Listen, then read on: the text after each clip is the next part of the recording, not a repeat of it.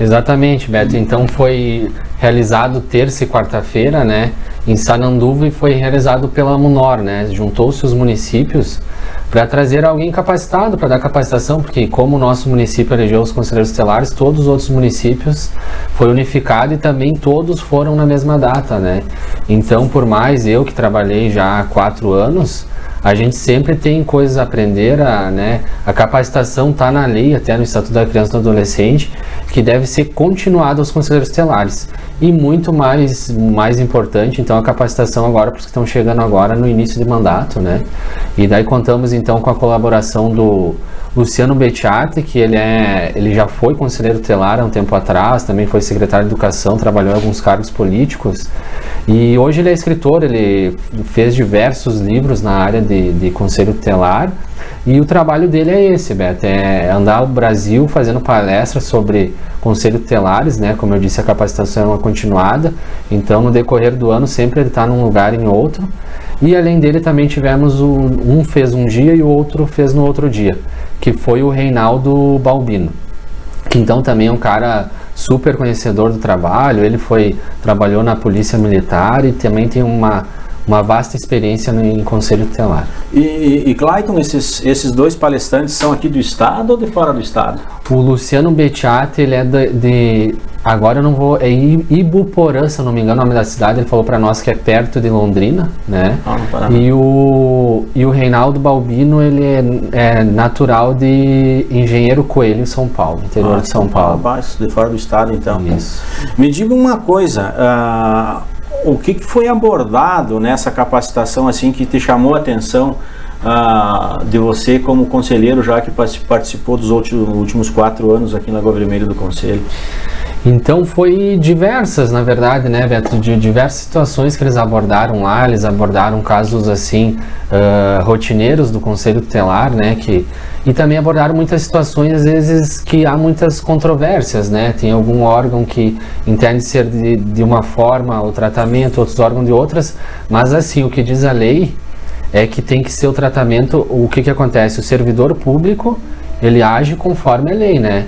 O cidadão normal, ele pode fazer tudo aquilo que a lei não proíbe. Já o servidor, não, ele tem que fazer tudo que está na lei. Se ele fazer algo que não está na lei, ele está errado, né? E então é divergente. E uma coisa que me chamou bastante atenção, que eles deram bastante ênfase na capacitação, foi a questão que o conselheiro tutelar, o conselho tutelar, né? Porque na verdade até uma coisa que eles falaram é que para não usar muito o termo conselheiro tutelar, por causa que as decisões do conselho tutelar devem ser tomadas pelo conselho tutelar, ou seja, pelo colegiado. Então, eles priorizaram bastante que o conselho tutelar deve agir sempre de forma colegiada, não pode ser uma decisão individual só de um conselheiro, né? E uma coisa que eles bateram bastante foi que, na próprio texto de lei mesmo, né, que é o que deve ser cumprido, diz que o conselho tutelar é zelador do cumprimento dos direitos da criança e do adolescente, né? Então, o que quer dizer? Aí, que nem ele falou para nós, deve fazer uma análise gramática nesse ponto, né? O que é zelador do cumprimento? É que tu zela que outro órgão tome a medida cabível, né? Não é ele que vai tomar a medida, ou seja, ele zela pelo cumprimento. É um cuidador. Exatamente. E uma coisa bem curiosa, assim, já que tu perguntou, uma das coisas que me chamou bastante atenção, foi nessa questão que tu falou agora. Que o Luciano Bettiati, enfim, ele falou que conheceu o Edson Seda.